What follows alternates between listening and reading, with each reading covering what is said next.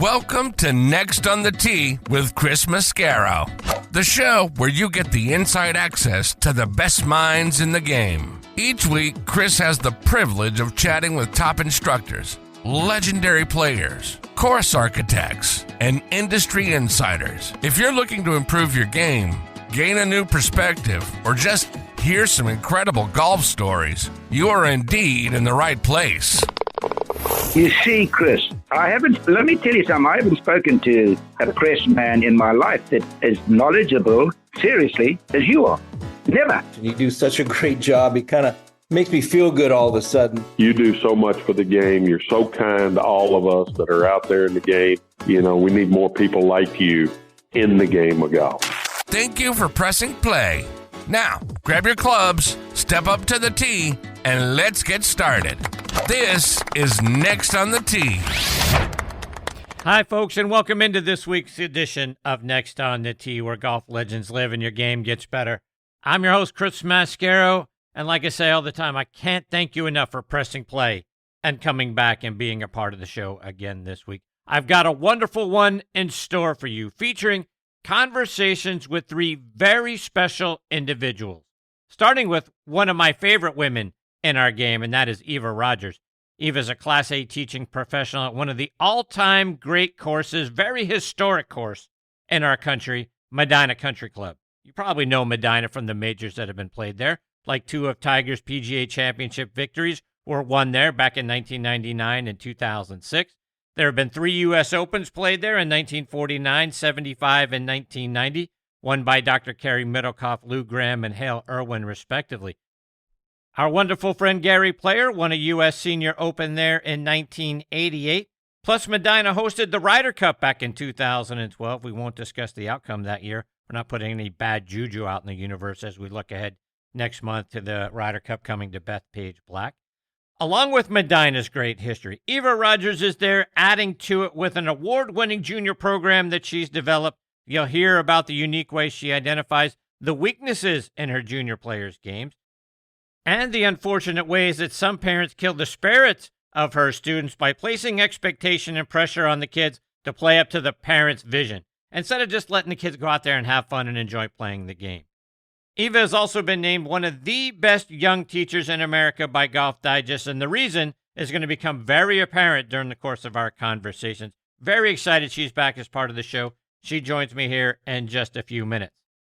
Following her, I get a return visit from a longtime friend and former Bills, Panthers, and Packers wide receiver, and now head coach at Aurora University, Don Beebe. Beebs is an incredible motivator of men and women, something that I think our good Lord put in his DNA. His longtime head coach, Marv Levy, probably had a little something to do with it as well.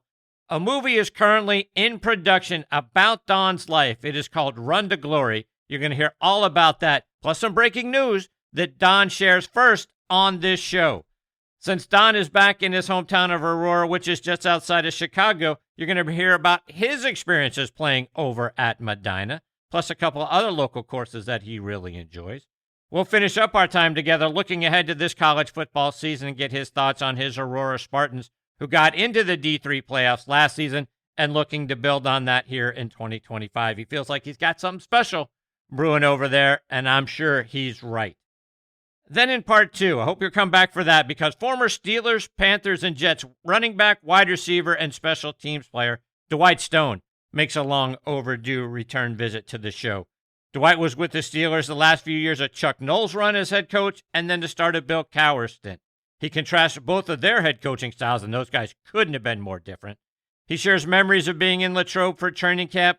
We talk about his relationships with guys like Eric Green, Greg Lloyd, and many others from those mid-90s Steelers teams. We look back to the 1991 season opener against the Chargers, which included an 89-yard touchdown catch that he made to seal that victory.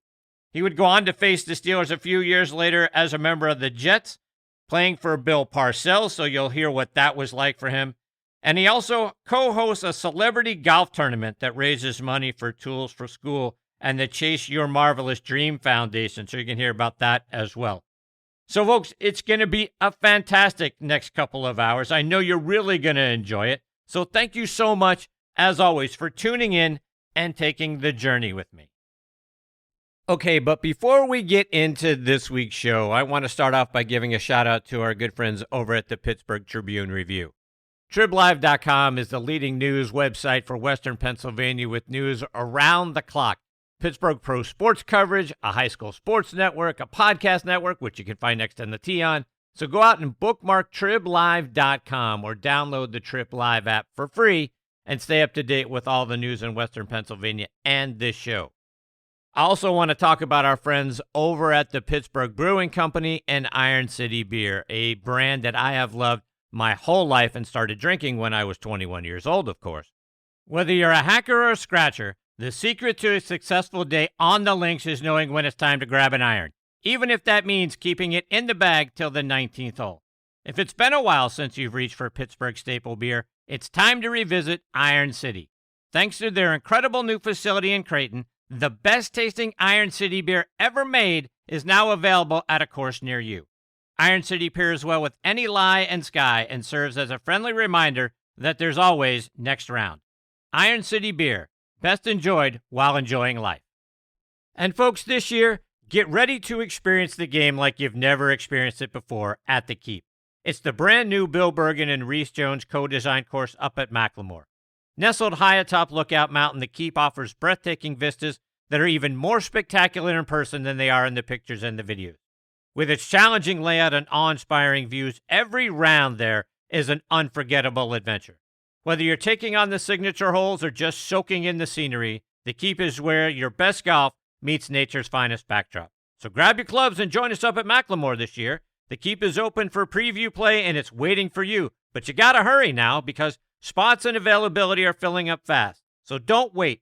Check out both courses, the Highlands and the Keep, for yourself online at themacklemore.com. And then do yourself and your buddies, or yourself and your family a solid by getting your spot reserved now.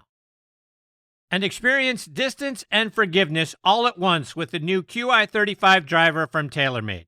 QI35 is designed to give golfers more distance from more of the face while maintaining maximized forgiveness through high MOI designs. Whether you're looking for low spin and maximum workability or easy launch and plenty of adjustability, it's available in low spin, core, and max models. QI35 also has a full assortment of fairway woods and rescues to deliver distance and forgiveness throughout the top end of your bag. Check them all out online at TaylorMadeGolf.com. Okay, now back and next on the tee with me is Eva Rogers. Eva is one of the best junior instructors in our game. Let me remind you a little bit about her background. She's from Rockledge, Florida, which is over near Merritt Island and Cocoa Beach on the East Coast. She played her college golf at West Texas A&M, where in 2010 she finished 9th in the NCAA Division II West Regional. She also finished tied for 24th at the Lone Star Conference Championship, and she was named to the National Golf Coaches Association Division II All-American Scholar Team. She earned her MBA in Marketing Management. She spent time as an assistant golf professional down at PGA National in West Palm Beach, then moved up north to Orlando as an assistant at Lake Nona Golf and Country Club. She's currently a Class A teaching professional at one of the most historic courses in our country, Medinah Country Club. She is also a certified U.S. Kids golf coach. Golf Digest named her one of the best young teachers in America, and I couldn't be more honored. I get to have her back with me again this week here on Next on the Tee. Hey, Eva, thanks for coming back on the show. Hey, Chris, how are you? Thanks for having me. Absolutely. So, Eva, I want to get right into things because you're doing great things up there with our junior players. You were telling me about a program that you introduced called Operation 36. Tell everybody what that is. Yeah, so it's a development program that basically teaches kids how to shoot par from the green back. And the goal is to learn to level up. But I mean, I was recently kind of introduced to it more by professionals lately. And I was like, I think this is really good. I think the far hitting, everyone wants to hit it far. It's all about power and speed, and then they lose it around the green. And so I tried the program this year, and it was a huge success. It exposed a lot of the juniors' weaknesses, but it also gave them an opportunity to realize that hitting the ball far doesn't mean you're going to score better. Let's take that a step further, because you're right. Our game right now is all about swing speed and ball speed. I know when I was a kid, what my instructor told me to do is, to kind of swing easy, let the golf club do the work. But now it's about just swinging out of your shoes and seeing how far and how hard you can hit the golf ball. Talk about kind of that different approach, because as Tom Patrick, who's, on the show every other week, and he's Mr. Short Game, Short Game, Short Game. Talk about how putting in the short game is really the way to score better. Yeah. So with kids especially, what you find out is all they do is hit balls on the range. Short game can be quite boring, but if you can gamify it, it makes it so much better. I will say when it comes to short game, they go up. There is no foundation to it, what they need to do, thought process. There's so much going on. You got a green, you got slope, you're going uphill, downhill. Where are you hitting it? Are you 20 yards, 25 yards, 30 yards? There's a lot of thought processes. What club should you use? And when you're on the tee, you just grab your driver and whack it. So what's really important that I noticed this year is that when kids start to realize the importance and what they need to do, those scores start to happen.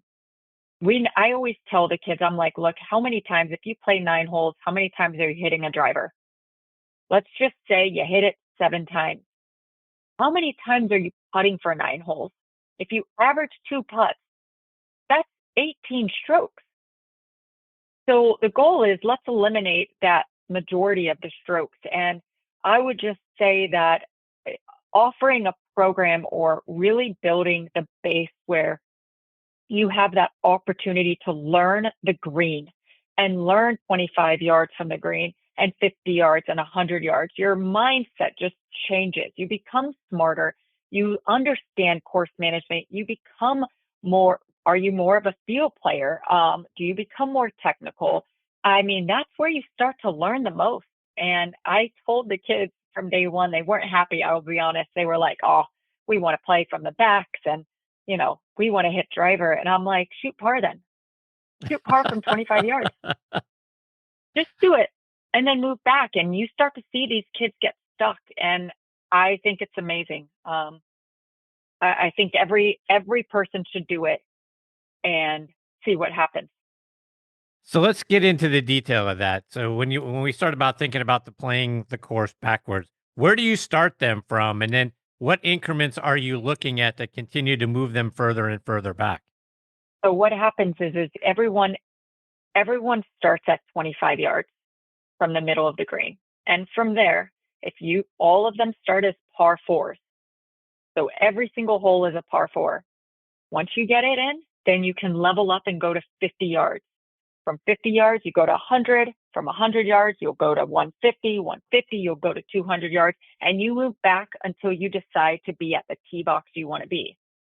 That's the fantastic part about it. However, you're building that foundation from 25 to 50 yards, from 100 yards, all short game. And then as you start to go back and now you're starting to hit your driver and you're hitting your irons, you actually have a thought process of what you should do around the green.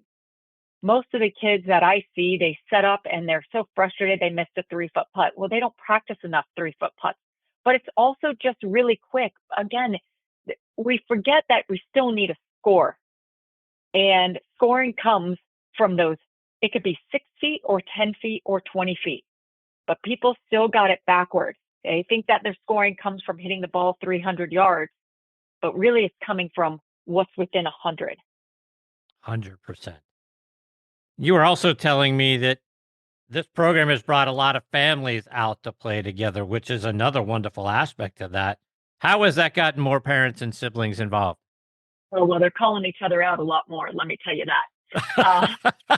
The kids are basically saying, my parents don't know how to chip and putt, which is great. There's a little bit of that friendly competition.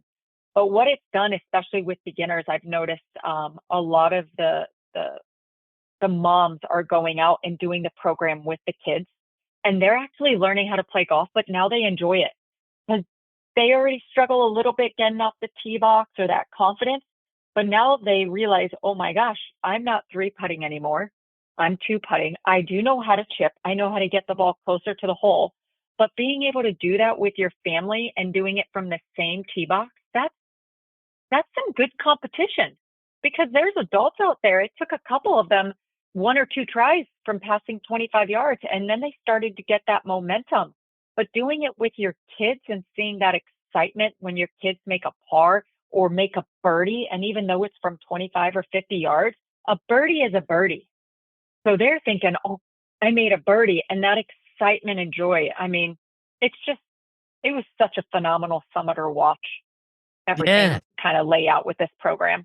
I love that. That's awesome. Good for you.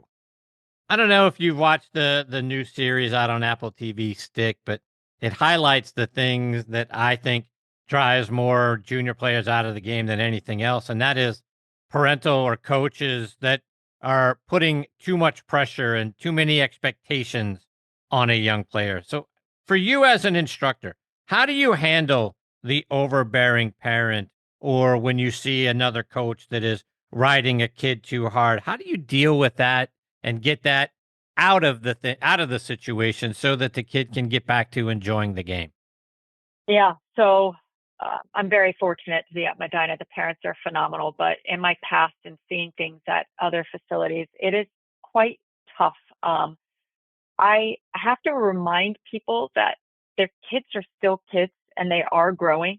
And sometimes if I'm working with somebody and they're like, I don't know how my kid gets it. I'm one of those people where I'm like, well, it's taking you time to get it too. And you actually can think a little more about things. And now you expect your child to pick up on all of this and to produce the results that you want.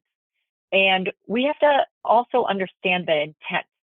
Why is this kid playing? Are they playing for fun, to learn, to be able to play high school golf? Do they want to play college golf? We got to understand there's a difference between that competitive athlete and the one that wants to go out and enjoy and just meet friends and hang out with people. And if we don't differentiate that, we're going to lose a lot of these kids. So, those driving factors of it is okay. I believe that if there is a kid that wants it, it's okay to push them, right? Give them a plan that they get to accomplish their goals, but make sure that their parents aren't riding them to perfect it. Because number one, golf is not a game of perfection. It's a game of missed shots. So if you have a good missed shot, if we all hit perfect shots, we would be scratch golfers. We would be able to hit probably every shot we practically want, and it would feel phenomenal off the face. But we're just trying to move the golf ball around the best of our ability. And I think people forget that this is not a perfect sport. There is no perfect way to do something. You just got to make it happen. And I think the perfection aspect needs to kind of be lost from the mentality and keep these kids athletic, enjoy the process. And there is a process behind it. So I can't take a kid who's 6 years old that hits it 50 yards and in 6 months be like, you're going to be hitting it 200 yards. You're not going to grow. You're not going to develop, but I need you to hit it 150 yards more than what you're doing. That's just not possible. So realistic expectations. Know that the kids are still just kids. They're going to want to play some. Let them fall in love with the sport, and then let them decide how they want to maneuver the rest of the way with them. Have you ever seen another instructor, and I'm certainly not asking you to name names, but have you ever seen another instructor that you really wanted to go over and pull he or she aside and go, look, man, lighten up, Francis. You're riding this kid too hard. Yeah, but you know what? Not as much as I have parents. Like when I used to caddy for kids in tournaments, I was like, oh my goodness, this is not right. You always wonder, are the parents really playing for themselves? Do they have their own goal in mind? But I would be honest with you, I have not seen many coaches do that. It's really the parents. I think the coaches are trying to do the best that they can to help the child, and they know they're just kids and they're not going to pick up on something within an hour of a lesson or 6 weeks of something. It takes a lot of time.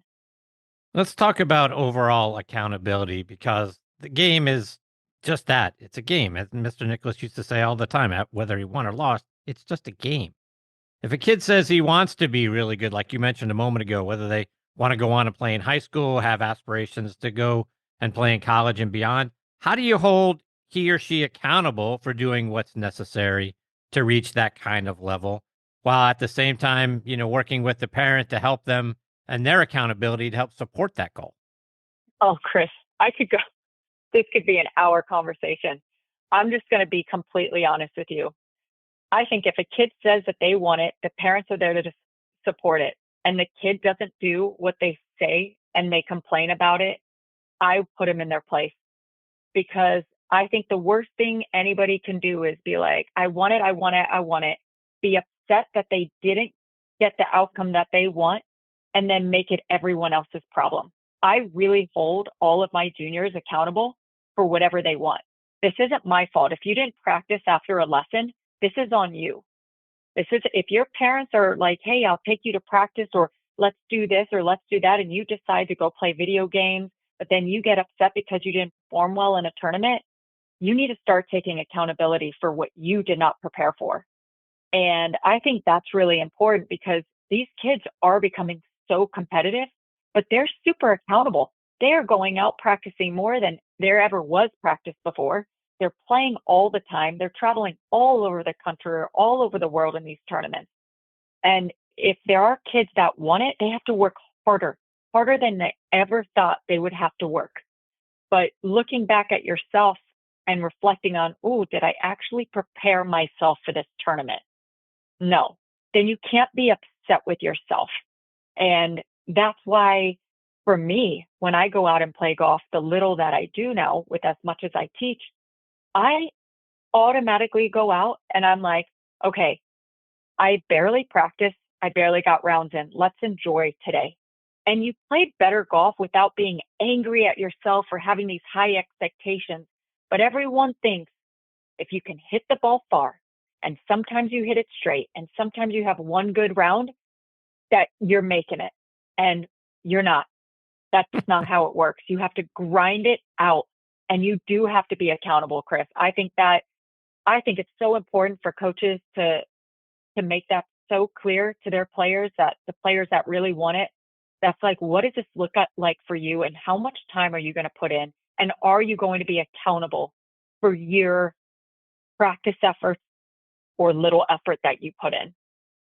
So let's take that a step further, Eva, because do junior players, and I'm not talking about the kids that are 5 or 6 or 7. I mean, kids that are starting to approach or at teenage years.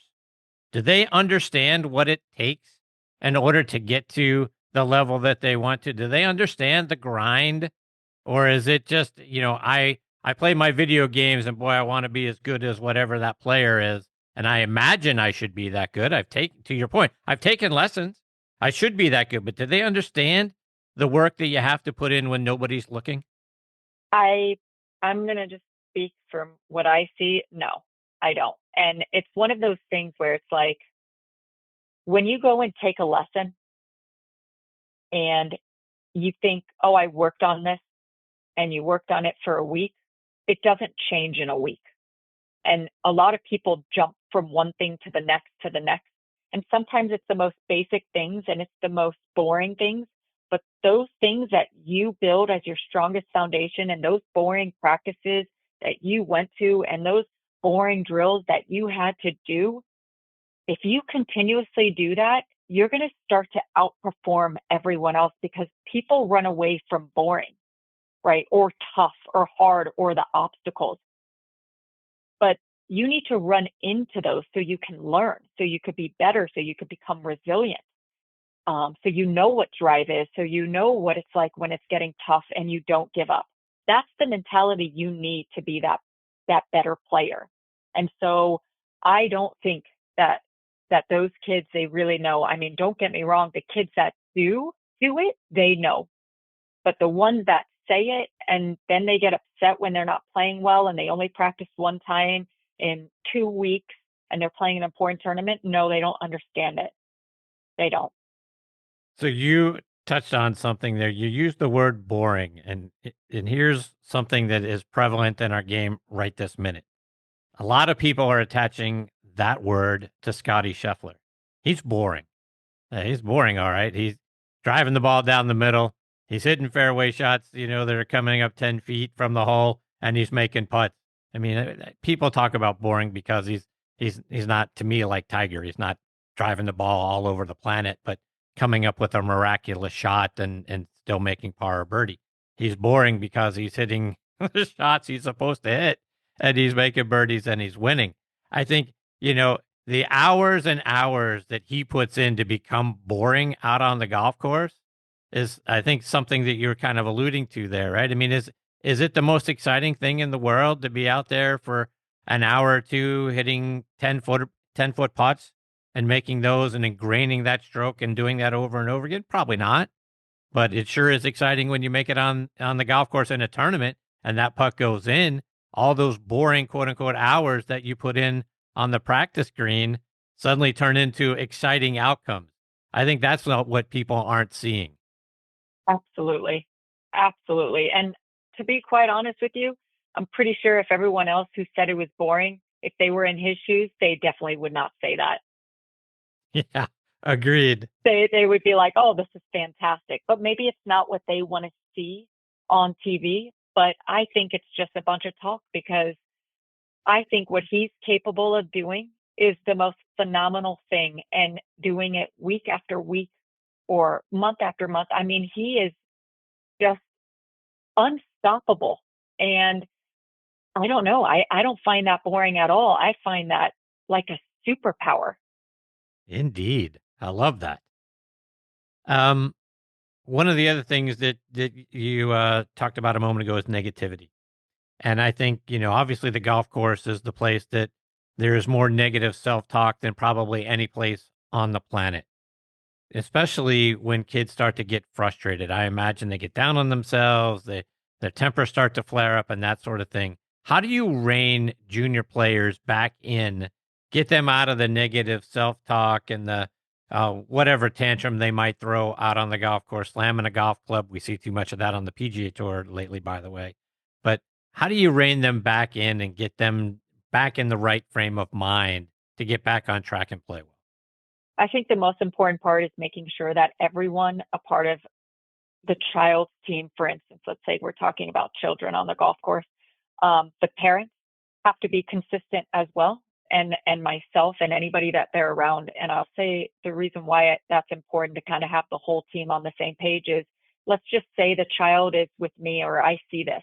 Well, I will help with that behavior and be like, okay, why are you reacting this way, and kind of put stuff into perspective. However, if the parent allows that behavior to happen, they're going to go back and forth. I don't have control over what they do outside of what I can see, but it's important that the parents, when they see it, that they also make sure that their child is handling the situation. But I will just say, I try to put stuff into perspective for that kid. Hey, this is just a game. Like, it is okay. This is a learning opportunity for you. What would you do differently? Like, can you enjoy the round? You're with your friends, or if this is a tournament, like, this is an opportunity for growth. This is not the end of the world. I think I'm pretty honest in that sense, because I think we need to be realistic with the kids. You don't need to sugarcoat it. Like, hey, this behavior is unacceptable being out on the golf course. This is not proper etiquette. We are here to have a good time. This is an opportunity for growth, for learning, and let's just take it in for what it is. But the more you behave that way, it becomes a habit. And the last thing we want to do is create bad habits in golf. You know how hard those are to change. So I really do just try to be there, support them, and kind of ease their mind of this is a growing opportunity. So let's take that a little bit further, because when we think about what's going on out there, we see our heroes doing this stuff all of a sudden. I mean, how many times in the last few months have we seen Rory McIlroy throw a driver? How many times have we seen he and Brooks Koepka break a tee marker? That sort of thing. Is it hard for you to, kind of get the kids to not do that sort of stuff when they're seeing essentially their heroes out there doing things like this? Well, the good part is in my junior program, that behavior is unacceptable. So they know better. That's a fact. But I will say it is. However, like I said, it's kind of a team. It's a team thing. So what I do and the parents do as well are important to reinforce what's right and wrong. If you see somebody else, hit somebody else, it doesn't mean that you go up and hit them. Whatever the situation may be, you just don't do it. If you know right from wrong, you do the best that you can to hold your behavior. Also, they are kids. They shouldn't be behaving this way. You know, I would just, I don't know. I'm very strict with that because I think if they start doing it now, that behavior is going to continue to trend. And the last thing we want is for that to be happening. 100%. Even just a couple more before I let you go, and kind of switching gears just a little bit. I imagine when people learn that you're out there at Medinah, again, one of the most historic courses in our country, the first question could be like from someone like me, hey, what's it like working at an iconic historic golf course like Medinah? Or on the opposite side of that coin, I got to imagine some people say to you, hey, Eva, can you get me on out there? Which one of those is the most prevalent thing? Both. Not too many people. I think a lot of people are more nervous to ask if I can get them on, just because we are very private. So I think a lot of people are just like, oh, it's probably going to be a no anyways. But let's just say driving through the gates is beautiful, especially when the sun is rising, and seeing the golf courses and the clubhouse.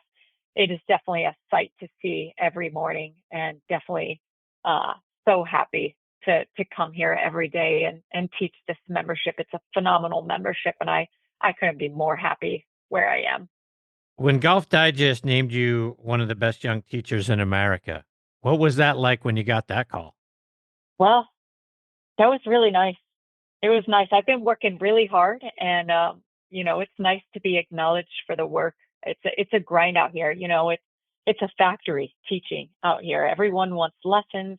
It's 6 months. They're go, go, go. I mean, you're just back to back all day long, every day that you want to teach.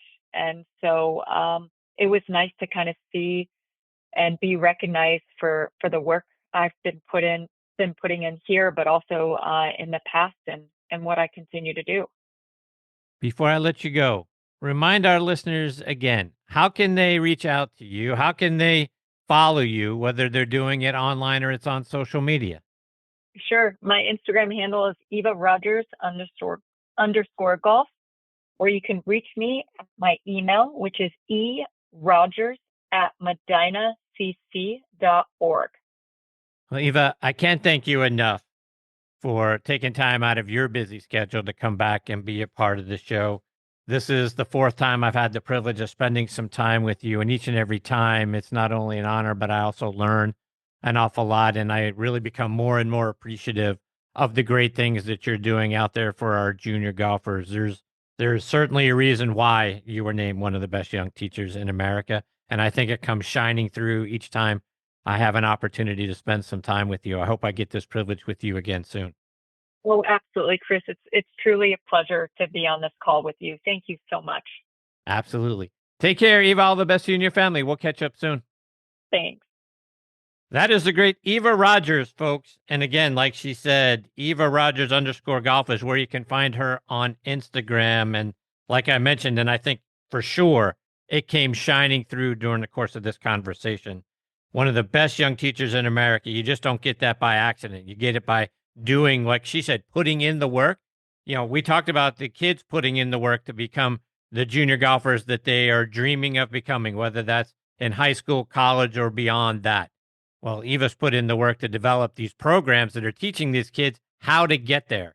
She's giving them a roadmap for what they need to do. And like we talked about, and one of the things that I love about the program that she is out there teaching, again, is called Operation 36, teaching the kids kind of to play the course. It's not exactly backwards, but, kind of making your way back from the green all the way back to the tee, and getting the parents and the siblings involved, and getting moms out there to play, dads out there to play, brothers and sisters out there to play, a little trash talking going on, a little competition happening within the family. How great is that? That is the definition of growing the game. That's another output of what she is doing with our junior players, is growing the game of golf. And then, like I say, we lose too many kids. And if you haven't watched Stick, which is available on Apple TV, I encourage you to go out there. It's a great TV show, but it really highlights, it's kind of built around a kid who is a phenom, but an overbearing father and at times an overbearing coach. and what that did to him as he was coming up in the game, and then learning how to find the joy back in the game. But Eva's kind of giving the joy to the game right there. And that piece about accountability for players, 100% spot on. So she's fantastic. I look forward to catching up with her again. Hopefully we get the privilege a little bit later on in the year. Coming up next is a guy who has been a wonderful friend for a long time over on the football side. Had the privilege of having him here on the golf show a couple of times, and a guy who's been a huge inspiration to not only me, but to millions of people, and that is Don Beebe. Before I bring Beebs into the show, I want to remind you about our wonderful friends over at On Point Golf and their out-of-this-world On Point Golf Ball Marker. And if you don't have one, folks, you really need to go check it out at onpointgolf.us. Get the #1 ball marker in the game of golf. On Point is the only three-dimensional ball marker out there, with alignment technology and a removable coin that is approved to use according to the rules of golf. As you know, putting is all about line and pace. Mark your ball with On Point, engage with your three-dimensional ball marker, and have more confidence in your line, execute the putt, and you're going to lower your scores. Do what the likes of Jim Furyk, PGA professionals, and amateurs alike are doing now. They use the #1 ball marker in golf and they lower their scores. You know Ken Duke and Thongchai JD. They won for the first time on the PGA Tour in 2023, and they were using an On Point ball marker. Get yours at onpointgolf.us and make more putts. And oh, by the way, you can also customize the removable coin for any club, event, or corporate outing. They make really great tee gifts and custom products. That's also going to help lower your score. I use On Point ball markers. Mine is black and gold, 3D black golf ball with a gold line down the middle to help me line up my putts. It's like having a 15th club in my bag. It's helped my game. Why wouldn't you let it help yours? Again, onpointgolf.us. See what I'm talking about. Order yours today. I also want to remind you about our wonderful friends over at Squares Golf. So Nick here. What if there was a golf shoe embraced by hundreds of thousands of golfers, celebrated for its stability, comfort and distance? What if this shoe earned the title of most technologically advanced golf shoe by Sports Illustrated? And what if the company behind that shoe spent the last year perfecting a brand new category of golf footwear? Well, the what if is here. Introducing the all-new Pro S2 LT by Squares, a new class all of its own, the perfect blend of lightweight comfort and stable performance. You'll notice the difference. Change your shoes, change your game. Squares. Okay, now back in Next on the Tee with me is former Bills, Panthers, and Packers wide receiver Don Beebe. Let me remind you about Beebe's background. He's from Aurora, Illinois. He attended Canelan High School in Maple Park, Illinois, where he was a 3-sport star, lettering in track, basketball, and football. He started out his college career at Western Illinois University, later transferred to Chadron State College in Nebraska, where he ran track and played football. Despite being there for only 1 year, he became the first person in school history to score a touchdown in every game. He was also the first to score 5 touchdowns in a game. He set the single-season record for most touchdowns with 15, most points with 90, and most all-purpose yards with 1,663. In track, he set the NAIA District 11 record in the 60-yard dash. The Omaha Herald named him the 1989 State College Athlete of the Year. He was inducted into the Chadron State Athletic Hall of Fame in 2000, and their football stadium has been named in his honor. He was invited to the NFL Combine in 1989, where he ran a 4.4 40-yard dash, fastest amongst the receivers. He was a third-round pick, but the Buffalo Bills' first pick in the 1989 draft. He played in the league from 89 to 1997. He was a part of the Packers' Super Bowl 31 championship team. He is now the head coach at Aurora University, and I couldn't be more honored. I get to have him back with me again this week here on Next on the Tee. Hey, Beebs, thanks for coming back on the show. I'm doing great, Chris. Great to be on the show. Beebs, I want to jump right into it because they're making a movie about your life titled Run for Glory. Tell everybody about that. Well, you just kind of gave a Reader's Digest of the whole thing there, and it's an amazing story of faith. I've known nothing but my faith throughout my whole life. Haven't grown up in a Christian home, and only played 2 years of college football. One at a very small school, NAIA in Division II at that time, Chadron State, and then I was the Bills' first pick in the 1989 draft after setting the 40-yard dash record at the combine in 1989. And and then you go to 6 Super Bowls with 6 Super Bowl teams, and a lot of prominent people are coming to me and saying, man, you need to write a book, which we did in 2012 called 6 Rings from Nowhere. And then now the book has turned into a movie that's supposed to come out in 2027. We're in the middle of casting it right now. We filmed our first scene with Coach Levy about 3 weeks ago, and it's called Run for Glory, and by Salty Earth Pictures out of Wisconsin. So I'll be honest with you, Chris, I never thought I'd be a book guy or a movie guy. But if it's another avenue to share my faith and help people to never give up and all those things, then I'm all in for stuff like that, Chris. Your son, Chad, who played college football at Northern Illinois and played a few seasons in the NFL for the Vikings, he is going to play you in the movie. What's it going to be like for you to watch Chad play you? Well, I have some breaking news as well, Chris, that I have not announced this yet. So you're the first show that we're going to announce this on. But not only is my son playing me, but his wife is playing my wife. Wow. Yeah. So her name is Kinsey McKenzie. And so we're just honored, to have two people that really know, one their dad and one their mother-in-law very well, and to portray that. They'll work with some coaching and stuff like that, but I know, and speaking for my son, he's very excited about it. I'm honored that he would do it. And it's going to be a pretty cool, I think it's only one of 2 or 3 times in the history of movies where the son played the father. It hasn't happened a lot. Wow. So this is kind of a unique concept here, and it's really cool to have him, because the main thing, Chris, was who knows their father better than their son. 2, he had the same life that I did, playing in the NFL 4 years with the Vikings. So he knows the ins and outs and the pressures of all that. And his body type is exactly like mine was at that age. So it'll be very, very cool to sit on the set and watch him act me out. Just put that way. How are you going to resist the urge when he's doing something to not say, no, not like that, like this? Well, our personalities are pretty similar. We're very, very low key, even keeled guys. We don't get too upset or too excited, really. So our personalities are a lot alike. So I don't think that will be too much of a deal. It'll be more of the director and making sure that it was true, because I wanted, in going into this, Chris, I wanted the final say on the context, because I didn't want to turn this into a Hollywood movie and lie and make it unbelievable or not true. And so everything that happens in this movie is going to be true, and it happened. So that's the only thing that I'll make sure is sitting on the set. And you've mentioned, Don, your strong faith, and I have to imagine that's going to be a large part, the foundation of what this movie is. I'm guessing, along with your relentless attitude, your tremendous work ethic that you've always had.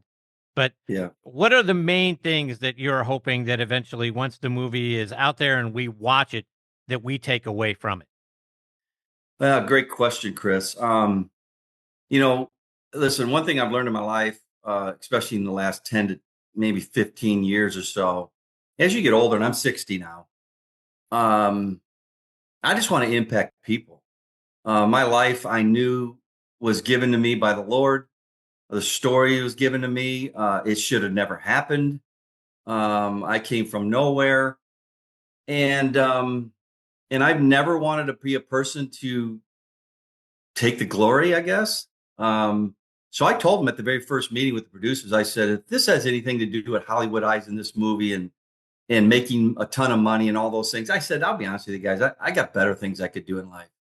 But if this has anything to do with sharing my story, what really happened, and how God used an amazing things to just come into unbelievable of a Super Bowl championship, I said, if it tells that, then I'm all in. All I want this to do is to help people to never give up, to find faith if you don't have it, to maybe help people that are just struggling. And there's a lot of them, Chris. I mean, we all struggle at times and we all go through struggles. How do you handle it? And I want this whole project to be able to do that. So let's go back with what you said a moment ago. It shouldn't have happened. Yeah. Like, your story shouldn't have happened. And I think it's No. the opposite of that, because God has used you in a lot of ways to inspire others and to, you've told a lot of stories, you've shared a lot of experience, you've inspired a lot of people. If your story didn't happen, none of that happens. I almost think of it, It's a Wonderful Life, right? I mean, if Don Beebe doesn't happen, how many other lives aren't as inspired and aren't as enriched, and how many people don't have faith that you have, that you've been able to inspire others to do, and appeal to others that they've grown on. I don't think at all that Don Beebe story shouldn't have happened. I think it happened just the way it was supposed to. Yeah, no, I agree 100%. And let me I might misconstrue my point.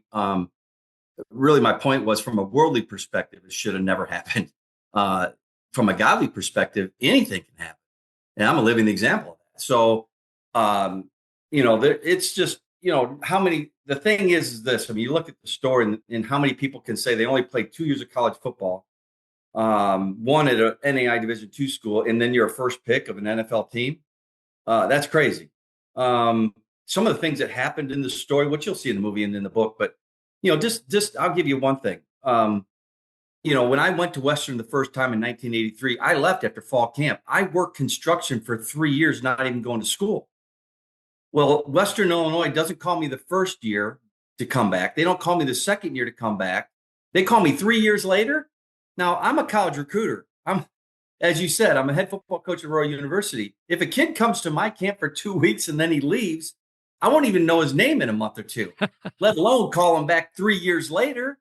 Right? I mean, that's just God's timing, because God knew I wasn't ready the first year. He knew I wasn't ready the second year, but he knew I was ready the third year. Okay. And I get this call.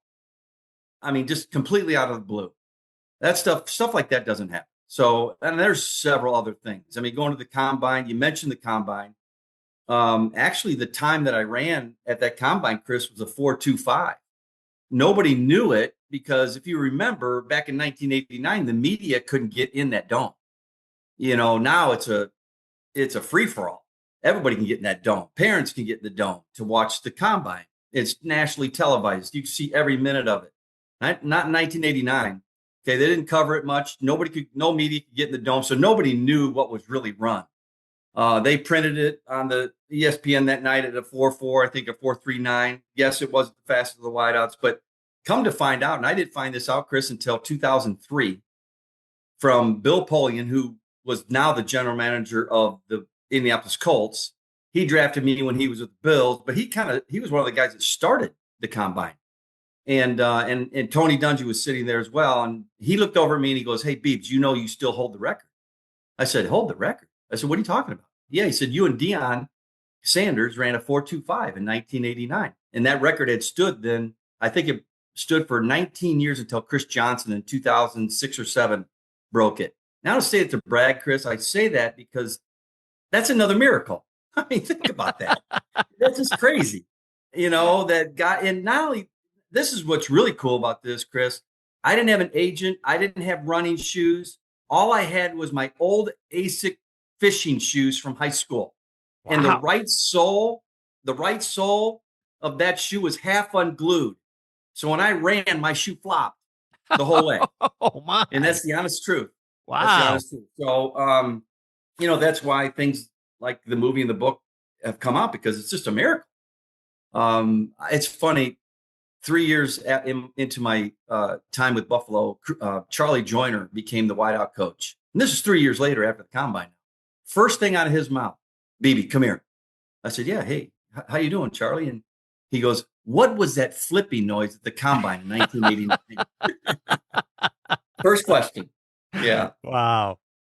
Now, you gave this away a little bit ago, and it was also a spoiler alert on your Instagram page, which is at DonBeebe82, that the movie ends with Marv Levy presenting you as the Bills' first pick in the 89 draft. And I was surprised that that's where the story ends. Now, I don't know if you're saving some stuff for a Run for Glory too, but I would have guessed, because the Leon Let play has been a huge thing for, the many decades since that play happened.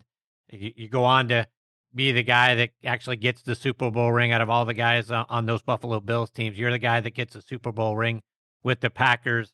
I would have guessed you would have gotten that far. Why did you decide to end the movie kind of when you get drafted? Well, funny you asked. They are already talking about doing a sequel to it. That is in the plans, and that will be so. The first movie is from the day I gave my heart to the Lord. Growing up in a Christian home, I just knew I wanted to play sports and I wanted to play for the Lord. I knew that at a very young age, so my life was all about that until draft day. That's what Run for Glory is. Well, they're already talking about a sequel of the day from the draft, and then, like you said, 6 Super Bowl teams, winning it with the Packers, Leon Let play, stuff of that nature. Now, once you get involved with the NFL, it changes a whole dynamic, as you can imagine, from a money standpoint. Sadly, but it's true. So let's just get this thing off the ground first and see if that second one does come to fruition. But they are already talking about that now with Coach Levy. Listen, I will say this, and this is really how I feel deep down. If I had a Mount Rushmore for some, of the greatest men that I've ever known, Coach Levy's face would be on that Mount Rushmore. He is absolutely an amazing man. He's kept in contact with me. And if he's doing that with me, he's doing that with a lot of guys throughout my career, coaching at Aurora Christian for 14 years and now at the university going into my 7th year. He'll do a handwritten letter every once in a while and just send me it. I mean, who does that? He'll turn 100 years old August 5th. And 3 weeks ago, we gave him his lines. He had two scenes. One was the scene where he calls me and drafts me. And then the second scene, or the last scene of the movie, is when I fly into Buffalo the very next day with Diana, my wife, and he announces drafting me, and I come out and shake his hand. That ends the movie. He was one take. Now, if you ever know anything about film and movies, they always do 2 or 3 takes just for sure. And typically it's a lot more than, because there's always mistakes. Yeah, not with Coach. I mean, he got up there and knocked it out of the park at 100 years old. Wow. Just showing the character of that man to be able to do something like that. And then for me, tells you all you need to know about what kind of man he is. Don, switching gears a little bit, and this is a golf show, so I want to sneak a little golf in here. Yeah. I just had Eva Rogers in the first segment from Medinah Country Club, which is just down the road a little ways from Aurora University. Have you ever gone over there to play? Oh, Medinah number 3 is one of my top courses in the country. And if she's still listening, I would love to come over there and play it again. but I have played it, I think, 3 times or so. Wow. Yeah, it's just an outstanding course. If you've never played it and never had a chance to play that, oh man, you got to go. It's awesome. So thinking about, you've got so much great golf in and around the Chicagoland area. Where are some of your other favorite places to play, whether it's there or anywhere else that you've had an opportunity to tee it up? Yeah. Black Sheep is a country club right in Sugar Grove, believe it or not. Matter of fact, there's 2 of the top courses in, especially the Chicagoland area, in Sugar Grove, which has 4,000 people. Really? 6,000. Yeah, something like that. So it's Black Sheep, and then it's Rich Harvest Farms. And obviously Rich Harvest Farms is where they had the live tournament, and they've had the college, it's a well-known top, country club in the world, really. It's that exclusive. And those 2 are definitely in the top 5, no doubt. I love my favorite course. If you're asking me if I was to die tomorrow, what course am I going to go play? The Straits, Whistling Straits. Yeah. It's an incredible venue, no doubt. All right. So you got to tell me, how'd you do when you went out there? First of all, this was back in the day when I was like a 5 or 6 handicap. So I used to play 4 times a week, 30 years ago. Well, I get out there, and Brett Favre used to have his tournament there, but his was always on the North course. This was the Straits course. The day before, I wanted to play it. Just me and the caddy went out. And it's a walk-only course. I get up there, bomb my drive, hit it to 6 inches with the 6-iron. Wow. And the caddy looks over at me, he goes, man, you're pretty good. And then came hole number 2. Okay. I hit a really good drive. It was just, 1 foot in the rough. I was able to get my 3. It was a par 5 along what I call the ocean, Lake Michigan. I hit a really good 3-wood out of it, and it was a great shot, but it hit just the rocks that were like 10, 15 feet off the green and knocked it into the ocean, took a 7. Oh. So I shot 82, I believe it was, and I'm telling you, I didn't have a bad shot, meaning I hit it good, but the results always weren't great, right? Yep. I felt so good that day, and I shot an 82. That's how hard that course is. Wow. Yeah. Don, going back to your football days, Brett Favre famously said that the Green Bay Packers wouldn't have won the Super Bowl at the end of the 96 season if it wasn't for Don Beebe. Now, you put up personal best that season, 699 yards receiving. You scored 4 touchdowns, accounted for 24 first downs. But something's telling me it's not your stats that Brett was referring to as the reason why they wouldn't have won that Super Bowl without Don Beebe. Well, here's the reason why. There was a game that Monday night, October something, against the 49ers. And Robert Brooks, our starting wide receiver, and I was the third receiver behind Robert Brooks and Antonio Freeman. So I played a lot. I was the third receiver that year. And Robert went down the very first play of the game with an ACL. So I had to play the whole game. Well, I came in and I had 11 catches for 220 yards in that game, and we landed up winning it in overtime, I think, or right at the end of the game. Chris Jackie hit a kick. That's why Brett's saying that, because if we don't win that game, we got to go to Frisco, most likely, for the championship game on the road in the playoffs, and it would have been a lot harder. That's why Brett said that, because of that Monday night game gave us home field throughout the playoffs. As we look ahead to this college football season, talk about your Aurora Spartans. You guys are coming off of a playoff season last year. What can we look forward to from the team this year? I really like this team, Chris. I always measure a team by their attitude in the offseason. That gleam in their eye, their work ethic, their character. Talent doesn't win. X's and O's don't win. Okay. What wins is character, chemistry, guys that just want it more than the other guy. This is probably the best, or certainly tied with the best of the 7 teams that I've coached so far at Aurora. So I'm thinking this is going to be a pretty special year, only because of the guys that we have in this team. Just a great bunch of men that get good grades, and they're really good guys to coach. So I'm excited about this season. Good for you. Hey, one other thing I wanted to ask you about. I saw on your social media account, you're involved with bidonbeef.com. I am. It's kind of an eBay on beef. Talk about what those guys do.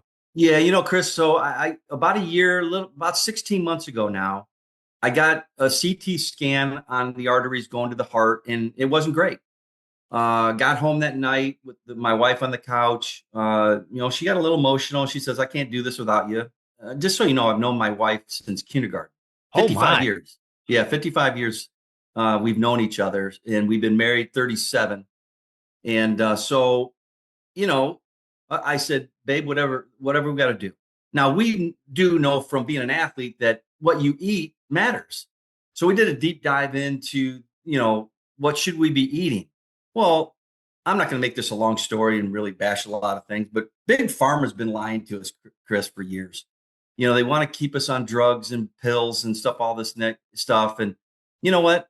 I'm not saying that there's a need for that for certain individuals, but for the most part, if people would just change what they eat, it matters a ton.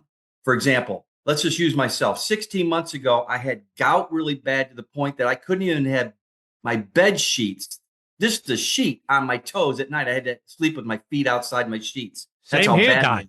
Don. I'm in the same spot. Yeah. So I had really bad diverticulitis.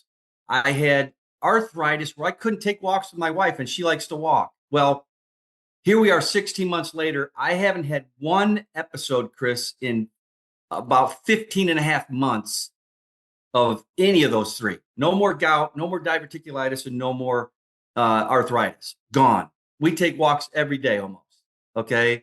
I feel better. I've lost 25 pounds. My energy level is through the roof. And I haven't done anything different other than going on a carnivore diet. So lucky me, fortunate me, one of my best friends in all the world is one of the top genetic cattle guys in the country, Chris Earl, out of New Mexico. He has 8,000 acres and a bunch of head of cattle. And I'm talking to him about this. And I'm like, got into business with him because I need meat. Okay. And what I was tired of is going to a processor or somebody that you may know and ordering a quarter beef or a half a beef, right? Well, half of it's hamburger. I like steak. I like hamburgers too, but man, I want ribeyes. I want New York strip, right? And you get like 4 of them.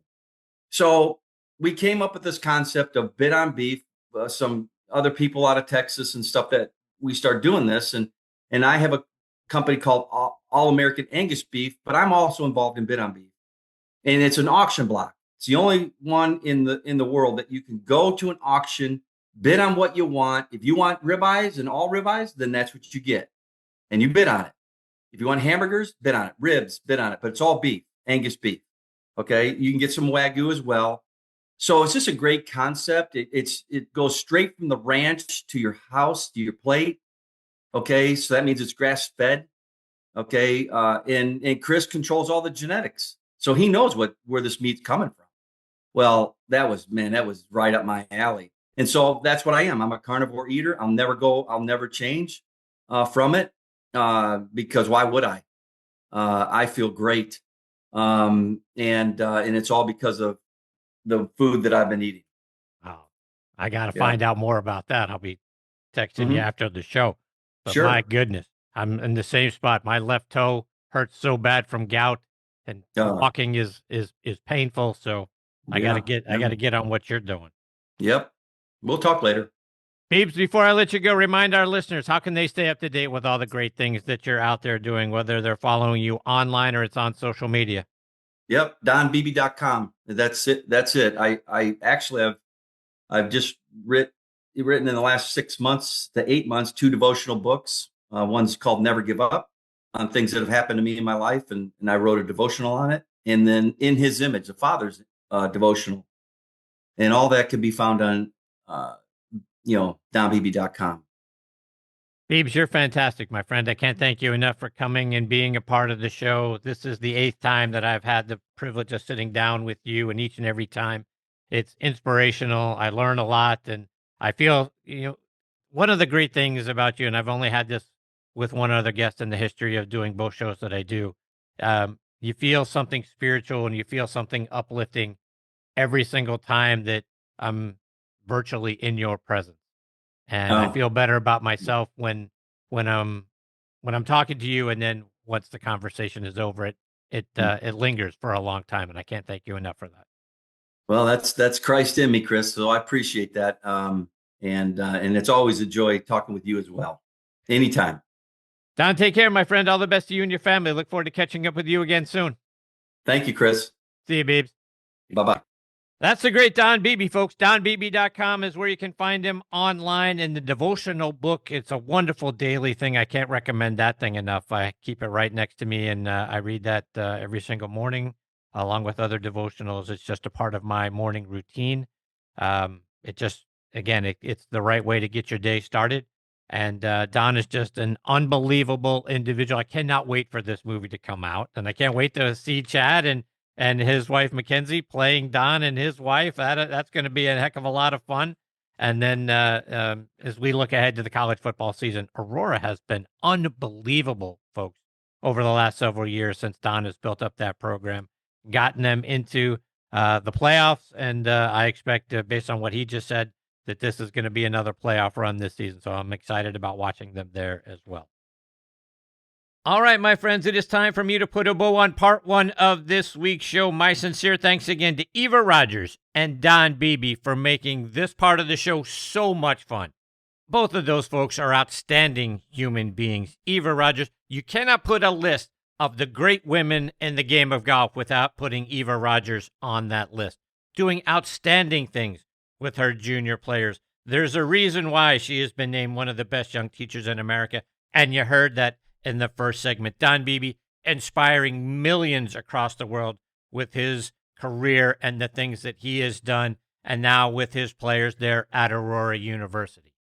Now come back for part 2 because Dwight Stone, former Steelers, Panthers, and Jets wide receiver, running back, special teams player, he's going to be back as part of the show. It's been a little while since I've got to spend some time with Dwight, so a lot of great stories that he is going to share from his days in college when he was at Middle Tennessee, plus his days playing for Chuck Noll and Bill Cowher. He was there across both of their coaching careers, and then time with Bill Parcells with the Jets and Dom Capers with Carolina. So a lot of great stuff coming up with Stoney. I hope you come back and be a part of part 2.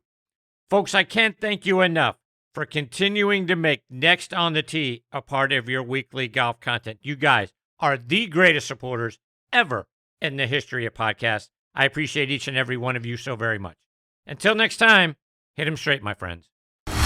Thanks for joining Chris again this week on Next on the Tee. We hope you enjoyed the conversations as much as we did. Please share the show with your golf buddies and be sure to follow it on Trib Live or your favorite podcast app so you never miss an episode. Thanks for pressing play and being part of the journey. We'll see you next week, right here, where the best minds in golf share their stories.